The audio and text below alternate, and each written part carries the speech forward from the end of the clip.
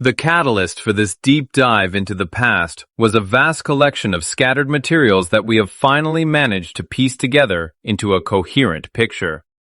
We are talking about the grand phenomenon of industrial exhibitions, which were held with enviable regularity in many countries throughout the 19th and very early 20th centuries. The Russian Empire was no exception. Such events were organized there constantly, demonstrating the highest level of technical and cultural development. However, this process came to an abrupt halt. In Russia, exhibitions were held right up until 1917, after which, for obvious historical reasons, they ceased. But the most surprising fact lies elsewhere, in other states and even on other continents. Under completely different political systems, this tradition was also interrupted almost synchronously, with only a slight delay in time. There are definitely implicit cause and effect links here, pointing to the global nature of these changes. It would seem that with such a scale of events, covering Europe, both Americas, Asia, and Africa, an incredible amount of visual evidence should remain. But when trying to delve deeper into the topic, researchers encounter a paradoxical situation.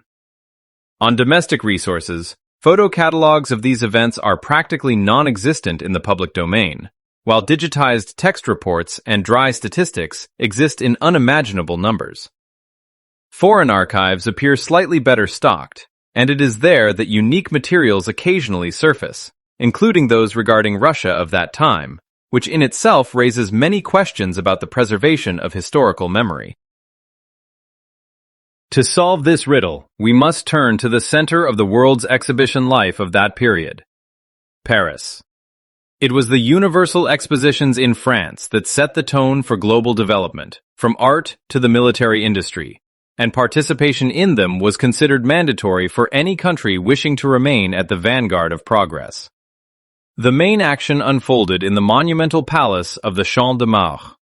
Today, this building does not exist, which is an extremely strange fact for thrifty Europe, as such structures are usually guarded like the apple of one's eye. If we analyze historical images of the Champ de Mars development from that time, a completely different view of familiar landmarks opens up. The Eiffel Tower, which we are used to seeing as a standalone object, looked different in 1900. Unintelligible, spherical elements were fixed to its load-bearing parts, and the structure was adorned with a massive arched cornice featuring lamps. Upon detailed study, specific pillars can be seen between the arches, surprisingly similar to those that were located on the roof of the now vanished Palace of the Champ de Mars. This observation leads to an unexpected conclusion. The famous tower was initially conceived not as a lonely monument, but as a temporary structure serving as the entrance arch for the 1889 exhibition. It formed a single architectural and likely engineering ensemble with the palace. By all appearances, these objects were united into a common network. The disappearance of the Palace of the Champ de Mars and the subsequent modification of the Eiffel Tower are closely linked. When the main complex was dismantled, the complex cornice on the tower became functionally useless and was replaced by a simplified decorative structure, and the mysterious elements vanished. However, the most interesting object for research remains the Palace of Machines, another colossal structure that has not survived to this day. It was here that the advanced achievements of world mechanical engineering were concentrated, and it is here, among giant mechanisms and steam boilers, that archival footage reveals details that do not fit into the official version of technical history. Amidst heavy industry and machine tools, for some reason, there were many objects resembling miniature cult structures. Inside these little churches, complex mechanisms are visible, which completely changes the understanding of their purpose. In the background of one of the exhibition complexes, a strange structure resembling a water tower can be noticed, but its execution casts doubt on such primitive use. For a water pump in that climatic zone, this would have been too bold and impractical a solution, which would have ceased to function at the first frost. Most likely, this was a modernized, domed structure that in some way acted upon those very pillars located on the roofs of neighboring buildings. It is possible that this system had a direct connection with the elements on the cornice of the Eiffel Tower, creating a single energy field, the nature of which we have yet to unravel. An inexplicable situation surrounds the documentary heritage of that era. When attempting to reconstruct in detail the events that took place within the Russian Empire, researchers encounter a phenomenon that can be called the archival paradox. A colossal volume of digitized information is available in the public domain. Text reports, statistical summaries, detailed catalogs of participants, and lists of medal winners. These documents are riddled with numbers, names of engineers, company names, and descriptions of pavilions. It would seem the bureaucratic machine worked flawlessly, recording every step. However, when it comes to visual confirmation, photographs, blueprints, schematics, an information vacuum arises. It is practically impossible to find high-quality photo catalogs of industrial exhibitions of that time on domestic resources. One gets the impression that a certain unspoken filter exists. Text, as a carrier of abstract information, was preserved, while images, capable of conveying details of technologies and the real appearance of devices, were subjected to systematic removal. After all, it is the visual aspect that carries information that cannot be faked or interpreted ambiguously in a dry report. Text can be rewritten, numbers adjusted, but a photograph of a complex unit with an operating principle incomprehensible to a modern engineer becomes dangerous evidence. This absence of illustrations against the backdrop of giant text arrays looks not like an accidental loss, but as the result of a deliberate cleanup of history. The situation only begins to clarify when turning to foreign sources. In the archives of other countries, the picture looks different. Far more visual materials have been preserved there, and, paradoxically, it is in foreign catalogs that rare snapshots of Russian expositions surface. An absurd situation arises. To see what the achievements of domestic industry looked like in the late 19th century, one must search for their traces in the Library of Congress in the USA or the National Archives of France. This strange distribution of information suggests that the process of oblivion was controlled not just locally, but had specific geographical features, where some regions were scrubbed more thoroughly than others. To understand the true scale and level of technology of that time, it is necessary to shift focus to where the concentration of engineering thought reached its peak. At the end of the 19th century, such a center was, undoubtedly, Paris. It was the Universal Expositions held in the French capital in 1889 and 1900 that became the apotheosis of the technical development of civilization. These were not just fairs, but a demonstration of the power of a unified global progress, where participating countries, including Russia, competed in the grandeur of their pavilions and the boldness of engineering solutions. Paris set trends that were instantly picked up around the world, from architectural styles to principles of energy supply. The main arena for these events was the Champ de Mars. If we study old plans and engravings, it becomes obvious that the organization of the space differed radically from the modern one. The central place was occupied by the majestic palace of the Champ de Mars, a monumental structure intended to demonstrate the greatness of human genius. However, today not a trace remains of this palace. For European culture, which usually treats the preservation of its architectural heritage with trepidation, the complete destruction of such a significant object looks extremely suspicious. In the place where the walls of the palace once towered, there is now emptiness or completely different development, having nothing in common with past grandeur. But the disappearance of the palace is only part of the puzzle. The main oddity lies in how this palace interacted with the surrounding space. When analyzing panoramic views of that time, attention is inevitably drawn to the dominant feature of Paris, which became its symbol. However, the silhouette of the famous tower familiar to us has significant differences in old images that cannot be written off as artistic fiction or the quality of photography. The structure we know today looks like a cropped, or simplified version of that complex engineering complex that existed at the turn of the century. The question arises, do we really understand the true purpose of this structure, or is its modern appearance merely a frame, stripped of its main functional filling? Upon detailed study of archival evidence concerning the main symbol of Paris, a sense of cognitive dissonance inevitably arises between the modern look of the Eiffel Tower and how it was captured at the turn of the 19th and 20th centuries.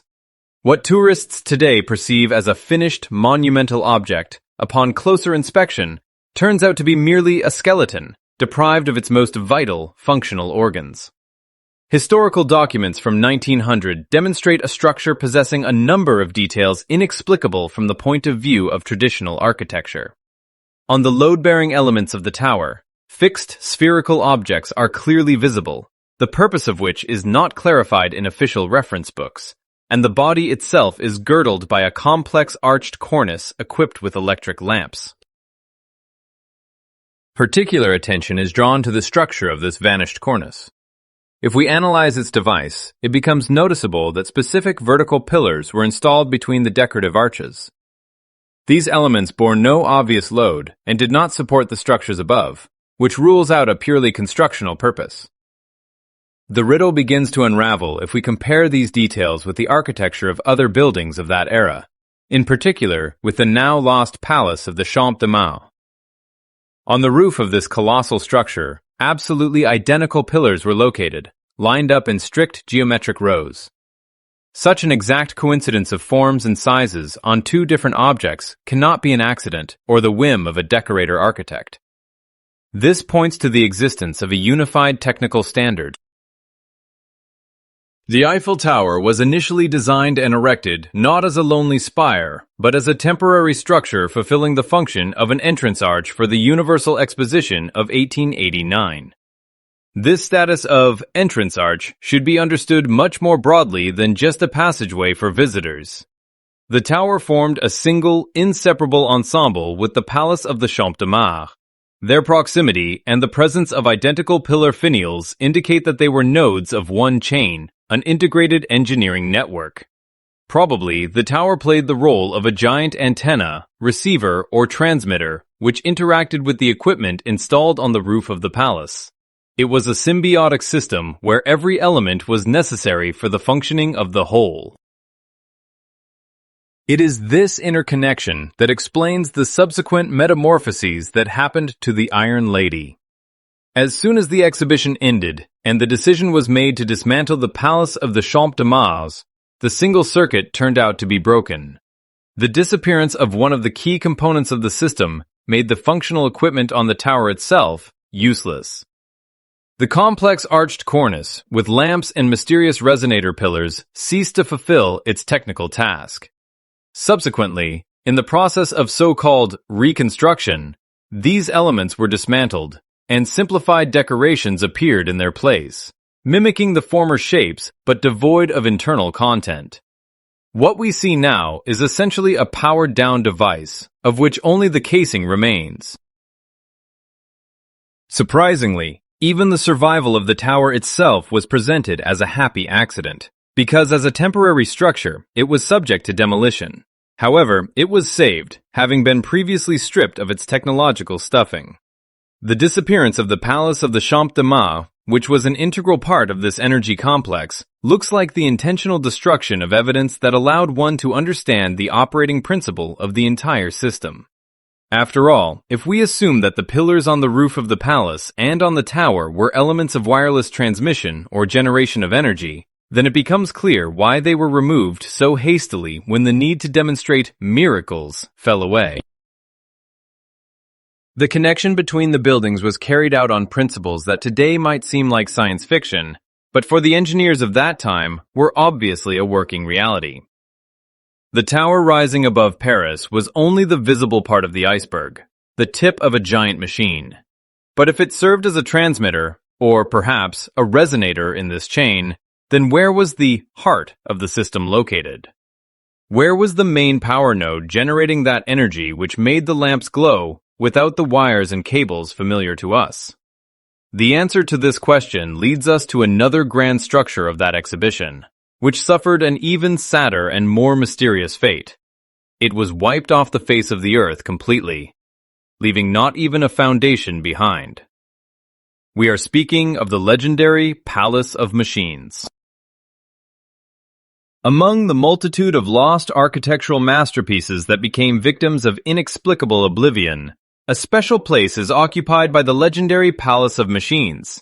This cyclopean structure, which was the heart of the Paris exhibitions, represented not just an exhibition pavilion, but a true triumph of engineering thought, where all the advanced achievements of world mechanical engineering of that time were concentrated.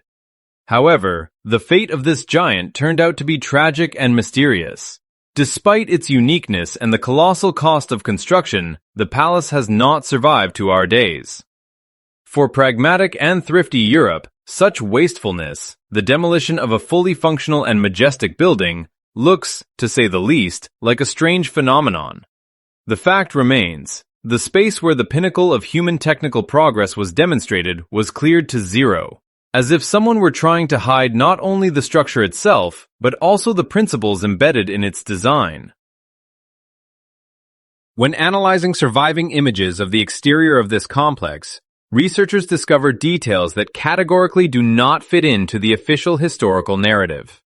In the background, in immediate proximity to the main buildings, one can notice a tall structure, which in traditional descriptions is often classified as a water tower or water pump. However, upon careful examination of the engineering features of this object, this version begins to crumble. The structure looks too open work and complex for a utilitarian water reservoir. Moreover, for the climatic conditions of the region, such a solution would be extremely risky. In the winter period, at sub-zero temperatures, an open water supply system of such configuration would inevitably fail, turning into a block of ice. The technical inexpediency of a water tower forces us to seek other explanations for its presence in the center of a technological exhibition. Most likely, we are dealing with a certain modernized domed structure, the shape of which was dictated not by aesthetics, but by physical laws. A dome, crowned with a spire, in the context of alternative energy, is viewed as a concentrator or receiver of vibrations. There is a hypothesis that this object in some way acted upon the vertical pillars located in rows on the roof of the building standing in front. If we consider the architectural ensemble as a single schematic, then the water tower could fulfill the role of a field generator or signal amplifier, which was transmitted to the receiving elements of the roof. This assumption completely changes the view on the architecture of the late 19th century. What we are used to considering decorative excesses, spires, domes, colonnades on roofs, could actually be components of a complex wireless energy system. In this logic, the connection between various objects of the exhibition becomes clear. If the Palace of Machines and neighboring pavilions were saturated with equipment requiring energy, and the power lines familiar to us are not observed in the necessary volume in photographs of that time, it means energy arrived in a different way. The domed structure in the background, interacting with atmospheric electricity or the etheric field, could broadcast potential to the pillar antennas installed on roofs and cornices.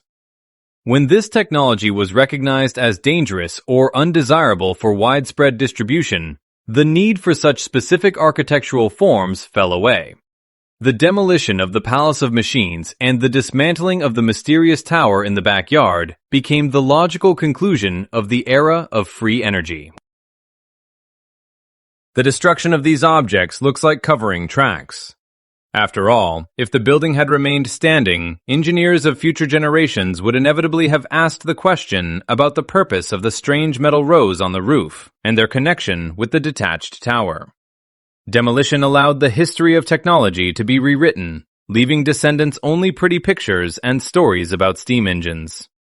The very concept that a building can be part of a machine was lost. Architecture ceased to be functional in an energy sense and became simply a shell for shelter from the weather. We lost the understanding of how the form of a structure can influence the environment and energy flows. However, the most intriguing discoveries await researchers not outside, where large-scale destruction hid the main evidence, but inside the pavilions. If one carefully studies the interiors of the exhibition halls captured in archival shots, one can notice a completely unimaginable juxtaposition. Among heavy presses, locomobiles, and lathes, in the very center of mechanical engineering expositions, objects were located that a modern person would identify as religious structures. A multitude of miniature copies of churches, temples, and chapels stood in the same row as industrial equipment, and this proximity was clearly not accidental. Moreover, if one looks closely at the device of these mock-ups, it becomes obvious that their internal filling had little in common with the performance of cult rituals. When immersing oneself in the atmosphere of industrial expositions of the late 19th century, the researcher encounters perhaps the most intriguing riddle of that era, capable of overturning all modern ideas about the purpose of traditional architecture. In huge pavilions dedicated to demonstrating the achievements of heavy machinery, amidst roaring steam hammers, lathes, massive flywheels, and weaving units, a completely unexpected class of exhibits is discovered. We are talking about numerous objects externally copying religious structures, miniature churches, chapels, temple complexes, and pagodas. Their presence in halls dedicated exclusively to technology and mechanics causes cognitive dissonance. Why display models of cult buildings in a temple of science and industry, where iron and steam rule? The answer lies in the detailed study of the internal structure of these objects. Upon closer inspection, it becomes obvious that before us are not architectural models intended to demonstrate the skill of architects. Inside the lattice structures, through arched openings and unglazed windows, complex mechanisms are clearly visible. Gears, coils, metal cores, and transmission shafts hidden behind the facades of holy abodes unequivocally indicate that the form of the building is merely a casing for a technical device. This discovery forces a rethinking of the very concept of a temple in the context of past technologies. If a machine stands inside a church, it means the church itself is an integral part of the engineering solution. Logic suggests that any machine implies the receipt and conversion of energy. In the age of steam, the dominant force was thermal energy obtained from burning coal. However, a steam engine is a bulky, dirty, and complex system requiring a boiler, a furnace, pipes, and smoke exhaust. The units disguised as cult structures have nothing in common with steam traction. They lack chimneys and furnaces. Their construction is elegant and light. Consequently, energy of a completely different order was converted here. The domed shape of the finial, the presence of spires and high vertical axes, once again confirm the hypothesis that in this case, natural electrical energy, extracted directly from the atmosphere, was used. In this context, elements that we are accustomed to perceiving as religious symbols acquire a purely utilitarian, technical meaning. The dome ceases to be simply a heavenly vault, turning into a resonator or accumulator of static charge. Spires and crosses, often having a complex fractal structure resembling spiral trees or multidimensional antennas, performed the function of receivers of etheric electricity. These spiral trees, abundantly decorating the tops of exhibition exhibits, were not decor, but a crucial functional node, without which the mechanism inside the building would remain dead weight. What is interpreted by art historians today as the canon of church architecture was, for the engineers of the past, a strict technical regulation for creating an energy reception circuit. Furthermore, obelisks crowned with glowing elements or strange spheres were frequently encountered at exhibitions. They were also part of the general chain, possibly fulfilling the role of transmission links or transformers. It is unclear whether such an obelisk was a leading or trailing link in the system, but its integration into the general row with generator churches is obvious. The quantity of such objects in old photographs is off the charts, creating the impression that before us is not an exhibition of scattered achievements, but a demonstration of a unified global energy system, the principles of which were understandable and accessible to the masters of that time. It turns out that just 100 years ago, humanity possessed the technology to obtain cheap, if not free, electricity, literally from the air. The atmosphere of that time possibly possessed different physical characteristics, or knowledge about methods of interacting with it was lost or intentionally removed from circulation. Temple machines demonstrated the possibility of autonomous energy supply without burning hydrocarbons. It was a clean, silent technology where the architectural form directly determined the efficiency of the device's operation. One might assume that such refinements were characteristic only of sophisticated Europe, and Paris, as the capital of fashion, was simply experimenting with the design of technical devices. However, the facts suggest otherwise. This technology was not a secret or a local French phenomenon. It was widespread everywhere, and the geography of its application stuns the imagination. Exactly the same principles, the same generator churches and atmospheric receivers were openly demonstrated and successfully functioned in places that today seem to us like the deep periphery. Skeptics might argue that the technological miracles described above were the exclusive prerogative of enlightened Europe, specifically Paris, which at that time was the undisputed center of global engineering fashion. However, the geography of the spread of atmospheric technologies turns out to be much wider, and traces of identical structures are found in territories considered, if not a technical periphery, then at least regions with a completely different way of life. If we transport ourselves thousands of kilometers to the east, to the Russian Empire, we see a picture that mirrors the Parisian reality, confirming the global nature of the lost knowledge. Even in remote corners of the empire, such as Blagoveshchensk, events were held demonstrating the same level of technical equipment. At the Amur Primoria exhibition of 1898, in a city that seemed like the end of the world to a capital resident of that time, pavilions were erected whose architecture raises a mass of questions today. Studying surviving evidence of this event, one can discover the very same mysterious spires, resembling miniature churches or chapels. However, their location and shape leave no doubt as to their utilitarian purpose. These were complex engineering structures, crowned with specific spiral-shaped elements resembling trees. These spirals, by all appearances, perform the role of receiving antennas or resonators. It is hard to imagine that in the harsh climate of the Far East, in conditions far from European comfort, engineers would spend resources on creating such complex decorations if they did not carry a functional load. A machine disguised as an architectural object implies the receipt of mechanical or electrical energy through the conversion of an external field. And if in Paris this could be written off as the whims of designers, then in Blagoveshchensk, where pragmatism came first, the presence of such devices suggests that obtaining energy from the atmosphere was a mundane, routine technology available even in the provinces.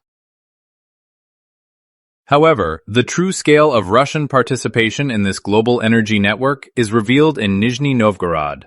The famous Nizhny Novgorod Fair, in its respectability, scope, and technical level, was in no way inferior, and in some aspects even surpassed, the Paris Universal Expositions. It was a real city within a city, the commercial and industrial heart of the empire, where million-ruble deals were closed and advanced achievements were demonstrated. The architectural ensemble of the fair represented a highly complex system saturated with the same elements as the Palace of the Champ de Mars. The main pavilions of Nizhny Novgorod were dotted with rows of vertical pillars and spires. These elements, like their French counterparts, were not simply roof decorations. In these pillars lay the secret of autonomous lighting and power supply for the entire complex. There is a well-founded assumption that inside these structures were capsules with a certain substance or gas, which, under the influence of the atmospheric field, began to glow or initiated the ionization process necessary for the operation of gas discharge lamps. That is why the night illumination of the Nizhny Novgorod Fair amazed contemporaries with its magnificence and brightness, while not requiring the bulky infrastructure necessary for traditional incandescent lamps. Today, not a trace remains of this splendor. The fate of the Nizhny Novgorod Fair turned out to be just as sad as the fate of the Parisian palaces. On the site of the grandiose complex, which could have become a monument to world architecture and engineering, in the Kanavinsky district of the city of Nizhny Novgorod, there was simply a wasteland for a long time. Despite regular conversations in the mass media about reviving the fair, about returning its former status, reality looks depressing. Even if modern builders decide to recreate the external contours of the buildings, it will be merely an empty shell, a cargo cult. It is impossible to recreate the true essence of the fair because the technology is lost. No one will build functioning generator churches anymore. No one will install functional accumulator pillars on roofs because the very knowledge of their operating principles is under an unspoken but strictest ban. This decision was made not at the level of city architects, but at the global level of managing the development of civilization. What was destroyed in Nizhny Novgorod is not just brick walls. It is part of a unified world system of free energy that was dismantled everywhere. The wasteland on the site of the fair is a symbol of the void formed in our technical history, a gap in memory that modern surrogates fail to fill. Technologies that allowed obtaining cheap energy 100 years ago were forgotten not by accident, but were intentionally erased, leaving us with wires and meters. Where did all this heritage disappear to? Why did methods that were openly used before the eyes of millions suddenly become taboo? The answer to this question requires understanding what happened to the source of this energy itself, and why humanity was forcibly moved to different tracks of development.